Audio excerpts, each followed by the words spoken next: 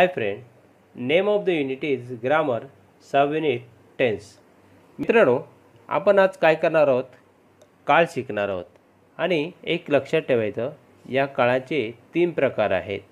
आणि ते 3 प्रकार म्हणजे कुठचे? ते म्हणजे वर्तमान काळ, भूतकाळ आणि भविष्यकाळ. आपण वर्तमान काळालाच आपण काय म्हणतो? प्रेझेंट टेन्स म्हणतो. आणि भूतकाळाला आपण काय म्हणतो? Past tense. आणि भविष्यकाळाला फ्युचर टेन्स म्हणतो. आता या प्रत्येक काळाचे एकूण 4 प्रकार पडतात. आणि हे 4 प्रकार कोणते आहेत ते आपण पाहू. पहिले आपण काय घेऊ? वर्तमान काळ घेऊ. त्याच्यामध्ये साधा वर्तमान काळ हा पहिला प्रकार पडतो. त्याच्यानंतर चालू वर्तमान काळ हा दुसरा प्रकार पडतो. आणि त्याच्या पुढचा काळ कुठचा? तर पूर्ण वर्तमान काळ. आणि त्याच्यानंतरचा पुढचा काळ कुठचा? चालू पूर्ण वर्तमान काळ. आता यालाच आपण काय म्हणतो मराठीमध्ये? साधा वर्तमान काळ म्हणजे सिंपल प्रेझेंट टेन्स. आणि चालू वर्तमान काळ म्हणजे प्रेझेंट कंटिन्युअस टेन्स. आणि पूर्ण वर्तमान काळ म्हणजे प्रेझेंट परफेक्ट टेन्स. आणि त्याच्यानंतर शेवटचा काळ म्हणजे प्रेझेंट परफेक्ट कंटिन्युअस टेन्स. अशा प्रकारे हे काय होतात? एकूण 4 प्रकार पडतात. तर आपण यामध्ये काय करणार आहोत? आज पहिला जो काही काळ आहे साधा वर्तमान काळ तो आपण या ठिकाणी घेणार आहोत.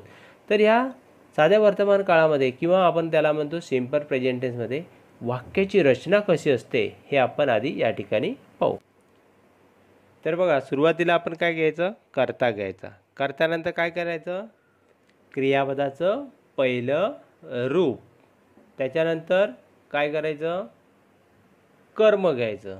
आणि त्यानंतर काय करायचं? वाक्यातील राहिलेला एक्स्ट्रा भाग किंवा वाक्यामध्ये आलेला जादा भाग आपण म्हणतो. तर आपण कसं घेणार? Subject plus first form of verb plus object plus rest of the sentence. आता आपण काय करणार आहोत? या ठिकाणी काही वाक्ये पाहणार आहोत. आपण या ठिकाणी काय करायचे आहेत? 2 कॉलम केलेले आहेत बघा. कोणता कॉलम आहे? सिंग्युलर आहे आणि दुसरा आहे प्लुरल आहे. सिंग्युलर म्हणजे एक वचन आणि प्लुरल म्हणजे अनेक वचन. आता या ठिकाणी काय करायचं? प्रथम पुरुषी आपण काय घेणार आहोत? पहिलं वाक्य घेणार आहोत एक वचनी आणि अनेक वचनामध्ये. पहिले वाक्य बघा, आय मेक अ केक नाव. तर या वाक्याचा अर्थ काय होतो?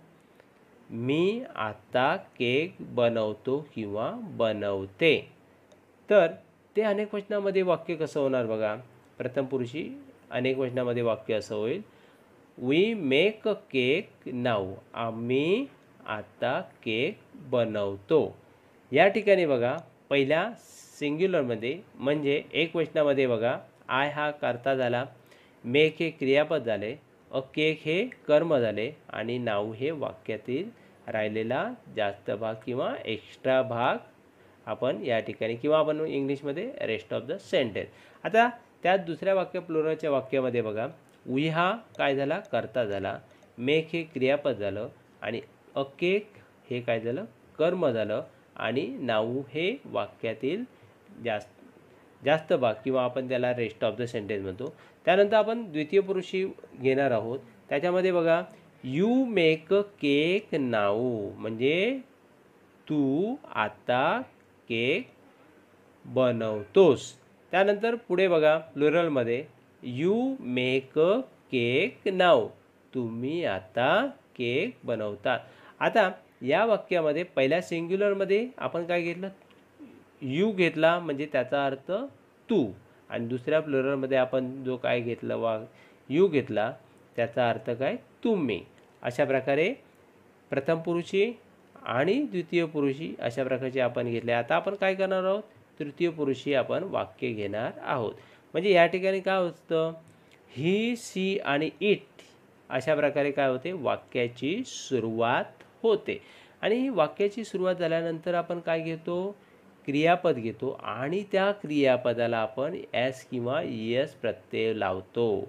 म्हणजे जर समजा त्या क्रियापदाला काय असेल? शेवटचं अक्षर O C H S H double S असेल तर आपण काय लावणार आहोत, यस हे प्रत्यय लावणार आहोत. अन्यथा आपण काय लावतो, एस प्रत्यय लावतो. आणि काही वेळेला आपण काय लावतो, वाय असेल तर आपण त्याचा काय करतो, आय एस करतो. उदाहरणार्थ क्राय असेल तर आपण त्याचा काय करणार आहोत, क्राईज. आणि म्हणजे ही सी इटच्या बाबतीत हे आपण करणार आहोत. त्यानंतर आपण काय घेतलं, कर्म घेतलं आणि नंतर मग त्या वाक्यातील राहिलेला एक्स्ट्रा भाग म्हणजे वाक्य. असं एक वाक्य आपण घेऊ, he makes a cake now. आता इथे आपण फक्त काय लावला, क्रियापदाला एस प्रत्यय लावला. जर समजा त्या क्रियापदाचं शेवटचं अक्षर double S, H S, C H आणि ओ असेल तर आपण काय लावला असतं, तिथे ई एस प्रत्यय लावला असता. आता ह्या वाक्याचा अर्थ काय होतो, तो आता केक बनवतो, हा मराठीतून त्याचा अर्थ होतो. सी आणि इटवरून अशा प्रकारे वाक्य बनवता येतात. आता तृतीय पुरुषी अनेक वचनामध्ये बघा, दे मेक अ केक नाव. तर या ठिकाणी काय होतं, वाक्याचा अर्थ ते, त्या, ती आता केक बनवतात. समजलं, अशा प्रकारे त्या वाक्याचा अर्थ होतो. याप्रमाणे आपण अजूनही काही वाक्य घेणार आहोत आणि त्याप्रमाणे आपण काय करणार आहोत, हा काळ आपण लक्षात ठेवणार आहोत. उदाहरणार्थ प्रथम पुरुषी एकवचन आणि अनेक वचन, आय राईट अ लेटर नाव. म्हणजे अर्थ कसा होईल, मी आता पत्र लिहितो किंवा लिहिते. त्यानंतर वी राईट अ लेटर नाव, आम्ही आता पत्र लिहितो. कसं होणार, आम्ही आता पत्र लिहितो. त्यानंतर बघा, यू राईट अ लेटर नाव, तू आता पत्र लिहितोस. त्यानंतर अनेक वचनामध्ये, you right a letter now, तुम्ही आता पत्र लिहिता. आता आपण काय घेणार आहोत, प्रथम पुरुषी घेतलं, द्वितीय पुरुषी घेतलं, आता तृतीय पुरुषी घेणार आहोत. ते म्हणजे ही see it writes a letter now. म्हणजे तो आता पत्र लिहितो किंवा ती आता पत्र लिहिते किंवा ते आता पत्र लिहिते. आणि परत आपण काय करणार आहोत, दे राईट अ लेटर नाव, म्हणजे ते, त्या, ती आता पत्र लिहितात. म्हणजे अशा प्रकारे काय होतो, वाक्यांचा अर्थ होतो. हा वाक्यांचा अर्थ आपण लक्षात ठेवायचा आहे. Simple present tense in the previous video. Now we are going to learn present continuous tense. मित्रांनो, या आधीच्या व्हिडिओमध्ये आपण साधा वर्तमान काळ शिकलो. या व्हिडिओमध्ये आपण चालू वर्तमान काळ शिकणार आहोत. तर सुरुवातीला आपण या काळामध्ये वाक्याची रचना पाहू. तर वाक्याची रचना कशी असते, सुरुवातीला काय असतं, कर्ता असतो, त्यानंतर सहाय्यकारी क्रियापद, त्याच्यानंतर क्रियापद आणि त्या क्रियापदाला आय एन जी प्रत्यय, आणि त्यानंतर काय असतं, कर्म असतं आणि वाक्यातील एक्स्ट्रा भाग. म्हणजे या ठिकाणी बघा, आपण एक वाक्य घेऊ, I am reading a book now. म्हणजे या ठिकाणी आपण काय केलं, आहे हा कर्ता आहे, ॲम हे हेल्पिंग वर्ब आहे, सहाय्यकारी क्रियापद आहे, त्यानंतर क्रियापदाला आय एन जी प्रत्यय लावलेला आहे, रीडिंग, त्यानंतर अ बुक हे कर्म आहे आणि नाऊ हे वाक्यातील राहिलेला एक्स्ट्रा भाग. म्हणजे असं आय याला आपण काय म्हणतो, subject, am helping verb, reading काय झालं, क्रियापदाचं चौथं रूप, त्यालाच आपण काय म्हणतो प्रेझेंट पार्टिसिपल, अ बुक हे कर्म झालं आणि नाऊ हे वाक्यातील एक्स्ट्रा भाग झाला.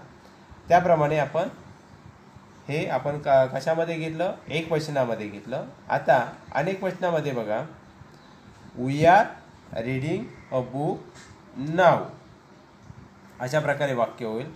आणि याच्यामध्ये सिंग्युलरमध्ये वाक्य आणि त्या वाक्याचा अर्थ बघा कसा होईल. I am reading a book now म्हणजे मी आता पुस्तक वाचत आहे. आणि प्लुरलमध्ये कसं होईल, आम्ही आता पुस्तक वाचत आहोत. त्यानंतर you are reading a book now म्हणजे तू आता पुस्तक वाचत आहेस. आणि अनेक वचनामध्ये you are reading a book now तुम्ही आता पुस्तक वाचत आहात. त्यानंतर पुढे बघा, he is reading a book now म्हणजे तो आता पुस्तक वाचत आहे. त्यानंतर she is reading a book now ती आता पुस्तक वाचत आहे. त्यानंतर it is reading a book now ते आता पुस्तक वाचत आहे. हे बघा, म्हणजे आय हा पण काय घेतला, प्रथम पुरुषी घेतला करता. त्याच्यानंतर यू हा द्वितीय पुरुषी करता घेतला. त्याच्यानंतर ही शी इट हे तृतीय पुरुषी एकवचनी करते आहेत. आणि शेवटी राहिलेला जो आहे अनेक वचनामध्ये तृतीय पुरुषी अनेक वचनी करता. They are reading a book now म्हणजे ते त्या ती आता पुस्तक वाचत आहेत. अशा प्रकारे ही काय होतात, या काळामध्ये वाक्य होतात. आणि अजूनही आपण काय करणार आहोत, अशा प्रकारे काही वाक्य घेणार आहोत आणि त्याचा अर्थसुद्धा आपण पाहणार आहोत. उदाहरणार्थ, I am writing a letter now म्हणजे मी आता पत्र लिहित आहे. We are writing a letter now आम्ही आता पत्र लिहित आहोत. त्यानंतर पुढे बघा, you are writing a letter now तू आता पत्र लिहित आहेत. You are writing a letter now तुम्ही आता पत्र लिहित आहात. He is writing a letter now तो आता पत्र लिहित आहे. She is writing a letter now ती आता पत्र लिहित आहे. It is writing a letter now ते आता पत्र लिहित आहे. त्यानंतर पुढे they are writing a letter now ते त्या ती आता काय करत आहेत, पत्र लिहित आहेत. अशा प्रकारे आपण काय केलं, या काळामध्ये वाक्य आणि वाक्यांचा अर्थ घेतलेला आहे. फक्त इकडे एक लक्षात ठेवायचं, आय नंतर सहाय्यकारी क्रियापद ॲम वापरायचा आणि वी, यू आणि दे नंतर आपण सहाय्यकारी क्रियापद काय वापरायचं, आर हे सहाय्यकारी क्रियापद वापरायचं, हे लक्षात ठेवा. त्याच्यानंतर ही, सी आणि इट नंतर आपण काय वापरायचं, इज हे सहाय्यकारी क्रियापद वापरायचं. आणि आपण अशा प्रकारे वाक्ये simple present tense and present continuous tense in the previous video. Now we are going to learn present perfect tense. मित्रांनो, याआधीच्या व्हिडिओमध्ये आपण साधा वर्तमान काळ आणि चालू वर्तमान काळ कसा असतो आणि त्या वाक्याची रचना कशी असते हे आपण पाहिले. तर या व्हिडिओमध्ये आपण काय पाहणार आहोत, तर पुढचा काळ तो म्हणजे प्रेझेंट परफेक्ट टेन्स. आता या ठिकाणी तुम्हाला काही वाक्य दाखवलेली आहेत, ती वाक्य पहा. 2 कॉलम आहेत, सिंग्युलर आणि एक दुसरा प्लुरल. तर या ठिकाणी एक वचनामध्ये बघा वाक्य अशी आहे, I have written a letter now. आता या ठिकाणी काय केलेलं आहे, वाक्याची रचना कशी आहे बघा. कर्ता, त्यानंतर सहाय्यकारी क्रियापद, त्यानंतर क्रियापदाचं तिसरं रूप, नंतर कर्म आणि वाक्यात राहिलेला एक्स्ट्रा भाग. अशा प्रकारे वाक्याची रचना होईल. आता या जे काही वाक्य दिलेलं आहे त्या वाक्याचा अर्थ अशा प्रकारे आहे बघा. I have written a letter now म्हणजे मी आता पत्र लिहिलेले आहे, अशा प्रकारे अर्थ होईल. त्यानंतर बघा अनेक वचनामध्ये we have written a letter now. या ठिकाणी पण वाक्याची रचना तशीच आहे सांगितल्याप्रमाणे. कर्ता, सहाय्यकारी क्रियापद, क्रियापदाचं तिसरं रूप, कर्म आणि वाक्यात राहिलेला एक्स्ट्रा फार. म्हणजेच आपण इंग्लिशमध्ये असं म्हणतो subject plus helping verb plus third form of verb plus object plus rest of the sentence. म्हणजे या वाक्याचा अर्थ असा असतो बघा, we have written a letter नावचा अर्थ आम्ही आता पत्र लिहिलेले आहे. त्यानंतर पुढे बघा, you have written a letter now. इथे सुद्धा वाक्याच्या रचनेप्रमाणे आपण काय केलेले वाक्य लिहिलेले आहे. तू आता पत्र लिहिलेले आहे. त्यानंतर अनेक वचनामध्ये बघा, you have written a letter now. तुम्ही आता पत्र लिहिलेले आहे. त्यानंतर बघा, he has written a letter now. त्याने आता पत्र लिहिलेले आहे. त्याच्यानंतर पुढे बघा, she has written a letter now. तिने आता पत्र लिहिलेले आहे. त्यानंतर पुढचं वाक्य, it has written a letter now. त्याने आता पत्र लिहिलेले आहे. They have written a letter now. त्याने आता पत्र लिहिलेले आहे. अशा प्रकारे काय होणार आहे, वाक्याची रचना आणि ही वाक्ये अशा प्रकारे लिहिली जाणार आहेत. की हा काळ आपण चांगल्या प्रकारे लक्षात ठेवायचा आहे. अजूनही आपण काही वाक्य पाहणार आहोत बघा. ती म्हणजे बघा, I have taken a book now. मी आता पुस्तक घेतलेले आहे. त्यानंतर बघा, we have taken a book now. आम्ही आता पुस्तक घेतलेले आहे. त्यानंतर you have taken a book now. तू आता पुस्तक घेतलेले आहे. You have taken a book now. तुम्ही आता पुस्तक घेतलेले आहे. He has taken a book now. त्याने आता पुस्तक घेतलेले आहे. She has taken a book now. तिने आता पुस्तक घेतलेले आहे. It has taken a book now. त्याने आता पुस्तक घेतलेले आहे. They have taken a book now. त्यांनी आता पुस्तक घेतलेले आहे. अशा प्रकारे ही सगळी वाक्य काय करायची आहेत आपण लक्षात ठेवायची आहेत. आणि त्याचबरोबर वाक्याची रचना चांगल्या प्रकारे लक्षात ठेवायची आहेत. तरच आपल्याला वाक्य लिहिता येणार आहे.